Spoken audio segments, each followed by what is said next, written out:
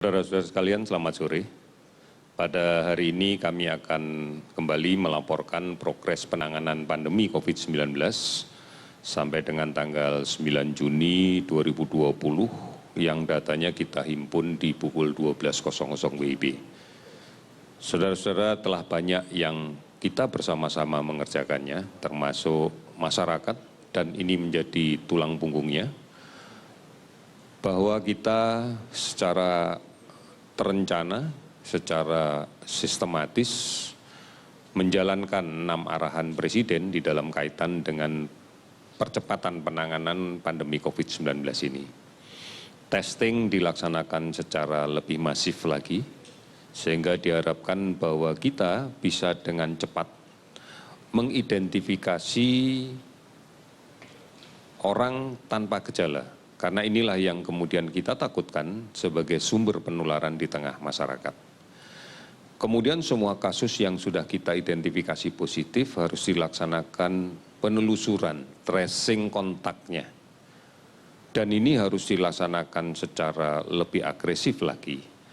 Artinya bahwa penelusuran kontak pada keluarga, pada lingkungan kerjanya menjadi penting untuk kita bisa dapatkan orang-orang yang harus kita pantau terkait dengan kemungkinan dia tertular. Tentunya tracing ini ditujukan bukan hanya untuk menelusuri riwayat kontak, tetapi juga sekaligus kita akan melakukan pemeriksaan, pengetesan, agar dengan cepat juga kita bisa menemukan sumber penularan yang ada di masyarakat. Kemudian kasus positif yang didapatkan tentunya bisa saja harus dirawat di rumah sakit karena keluhan-keluhan medisnya, dan ini harus dilaksanakan dengan penanganan yang terbaik. Namun untuk kasus-kasus yang tanpa gejala atau gejalanya ringan, maka kita minta untuk melaksanakan isolasi secara mandiri. Tentunya ini harus betul-betul dijalankan dengan ketentuan-ketentuan, dengan pedoman-pedoman tentang isolasi yang benar. Karena kalau tidak, maka dia akan menjadi sumber penularan di tengah masyarakat. Kemudian kita sudah mulai bergerak menuju ke tatanan kehidupan yang baru, di mana pemeriksaan jasa konsultasi atau upaya untuk melaksanakan konsultasi kesehatan tidak harus dilaksanakan dengan mendatangi rumah sakit. Bisa kita laksanakan dengan melalui kegiatan konsultasi secara telemedicine. Artinya kita bisa berkonsultasi dengan menggunakan teknologi. Ini yang menjadi penting dan betul-betul harus kita pahami. Saudara-saudara sekalian, inilah upaya-upaya yang saat ini sudah banyak dilaksanakan oleh masyarakat kita. Kita sudah mulai menyadari bahwa tidak mungkin kita diam, kita menyerah, menunggu sampai dengan vaksin ditemukan. Proses pembentukan vaksin masih dilaksanakan oleh para ahli di seluruh dunia. Ini bukan sesuatu yang mudah dan ini terus dilaksanakan secara serius. Oleh karena itu kita masih menunggu dan belum tahu secara pasti kapan akan diumumkan dan digunakan penggunaan vaksin ini. Oleh karena itu maka kita juga harus berubah, beradaptasi sambil menunggu ini semuanya. Ini penting karena bagaimanapun juga kita harus aman. Kita harus memutuskan rantai penularan COVID-19. Maka secara prinsip sekarang ini yang harus kita bangun bersama-sama adalah aman. Aman dari kemungkinan tertular COVID-19. Dan tentunya juga aman bagi penderitanya atau orang yang di dalam tubuhnya ada virus, juga aman agar tidak menularkan ke orang lain. Di dalam kondisi inilah maka kita baru bisa melaksanakan kegiatan-kegiatan untuk mengarah kepada produktivitas. Oleh karena itu, kunci awalnya adalah aman.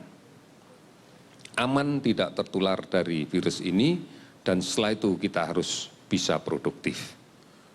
Pemerintah akan secara bersungguh-sungguh, akan secara serius untuk bersama-sama masyarakat menciptakan situasi yang aman, situasi di mana kita bisa terbebas dari penularan. Oleh karena itu protokol kesehatan ditujukan untuk mendapatkan rasa aman itu. Menjaga jarak, menggunakan masker, mencuci tangan, kemudian juga mempertahankan status imunologi kita, imunitas kita yang baik, kemudian keseimbangan antara aktivitas fisik dengan istirahat, asupan gizi yang seimbang, ini adalah kunci untuk kita bisa aman. Dan kalau kita aman, tentunya kita akan bisa produktif. Karena tidak mungkin dalam kondisi kita sakit, kita akan produktif. Oleh karena itu, pemerintah akan mengedepankan faktor aman. Aman dari kemungkinan tertular menjadi yang nomor satu. Setelah itu, kita akan melakukan berbagai macam upaya agar kita bisa produktif. Ini yang menjadi penting untuk kita pahami bersama. Saudara-saudara, pada hari ini kita telah menghimpun data dan melakukan kajian terhadap data. Ada 13.333 spesimen yang kita periksa. Kita akan terus untuk meningkatkan upaya kita melaksanakan pemeriksaan, testing, selebih masif lagi. Sehingga kita bisa mendapatkan hasil yang jauh lebih optimal.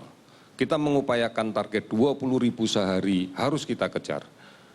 Karena sarana untuk melaksanakan ini berupa laboratorium dan sebagainya cukup dan sudah tersebar di banyak tempat. Kami sudah mengaktifkan 66 mesin tes cepat molekuler yang berada di semua kabupaten kota di tanah air kita. Ini menjadi salah satu tulang punggung kita sehingga kemudian jarak antara rumah sakit yang membutuhkan pemeriksaan dengan laboratorium yang mampu memeriksa bisa semakin kita perpendek. Oleh karena itu maka target kita untuk mengejar terus sampai dengan 20.000 ini akan selalu kita upayakan dengan sungguh-sungguh. Dan kami semakin memperbaiki sistem pelaporan yang dilakukan oleh seluruh laboratorium yang menyelenggarakan pemeriksaan. Sampai dengan hari ini kita sudah memeriksa 380.973 spesimen. Dari pemeriksaan ini memang kita masih mendapatkan kasus baru yang konfirmasi COVID-19 positif sebanyak 703 orang. Sehingga totalnya bisa sekarang menjadi 29.521 orang. Namun kalau kemudian kita rinci lebih detail sampai dengan tingkat provinsi, maka memang angka tertinggi yang kita dapatkan adalah di Jawa Timur yang meningkat 141 orang, kemudian DKI 76 orang, Kalimantan Selatan 71 orang, Jawa Tengah 58 orang, Sulawesi Selatan 54 orang. Namun kita juga melihat ada 19 provinsi yang angka kenaikannya di bawah 10. Di antaranya ada 3 provinsi yang hanya melaporkan kenaikan 2 kasus baru. Ada 4 provinsi yang melaporkan masing-masing hanya 1 kasus baru. Dan 6 provinsi yang tidak ada kasus baru. Ini sesuatu yang menggembirakan karena ini adalah menggambarkan tentang kondisi masyarakatnya yang sudah mulai bisa menerapkan kriteria aman dari COVID dengan melaksanakan protokol kesehatan dengan cara yang baik. Kasus sembuh 551 orang, sehingga totalnya menjadi 9.443. Kalau kita lihat memang Jawa Timur hari ini melaporkan 141 positif, tetapi juga melaporkan 118 sembuh. DKI Jakarta melaporkan 76 positif, tetapi juga melaporkan 144 orang sembuh. Banten melaporkan ada 24 kasus baru, namun yang sembuh ada 45. Sumatera Barat 13 kasus baru, 21 orang sembuh. Jawa Barat 12 orang kasus baru, 45 orang sembuh. Kalimantan Barat ada 3 kasus baru, 15 orang sembuh. Kemudian kita lihat Papua Barat hari ini melaporkan 2 orang kasus baru, namun ada 17 kasus yang sembuh pada hari ini. Ini yang harus kita syukuri bahwa sekarang semakin cenderung banyak yang menjadi semakin sembuh. Kemudian saudara-saudara kasus meninggal naik 49 orang sehingga totalnya menjadi 1.770.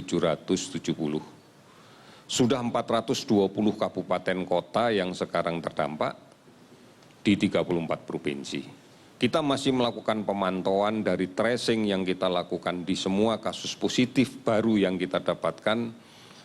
Kita lakukan tracing dan kita melakukan pemantauan terhadap 49.320 orang. Pasien dalam pengawasan yang kita laksanakan sekarang ini, yang kita awasi betul adalah 13.592 orang. Saudara-saudara, kita melihat data ini memberikan suatu gambaran yang kemudian cukup menggembirakan bahwa sebagian besar masyarakat kita sudah betul-betul menyadari dan melaksanakan pentingnya upaya pencegahan, pentingnya aman dari COVID. Kita sudah melihat tentang disiplin masyarakat untuk mencuci tangan dengan menggunakan sabun, dengan air yang mengalir. Kita sudah mulai melihat banyak sekali masyarakat, bahkan kita mulai melihat adanya masyarakat yang menegur orang lain apabila tidak menggunakan masker di luar rumah. Ini adalah upaya yang dibangun oleh komunitas untuk bersama-sama menyadari bahwa semua orang harus mampu menciptakan rasa aman, bukan hanya untuk dirinya, tetapi juga untuk lingkungannya. Dan kita juga melihat bahwa dengan aktivitas masyarakat yang sekarang ini mulai terlihat, namun kasusnya tidak meningkat, ini artinya sudah mematuhi juga disiplin untuk menjaga jarak. Memang dalam kondisi-kondisi tertentu, kadang-kadang tidak mungkin untuk melaksanakan jaga jarak, paling tidak 1 meter.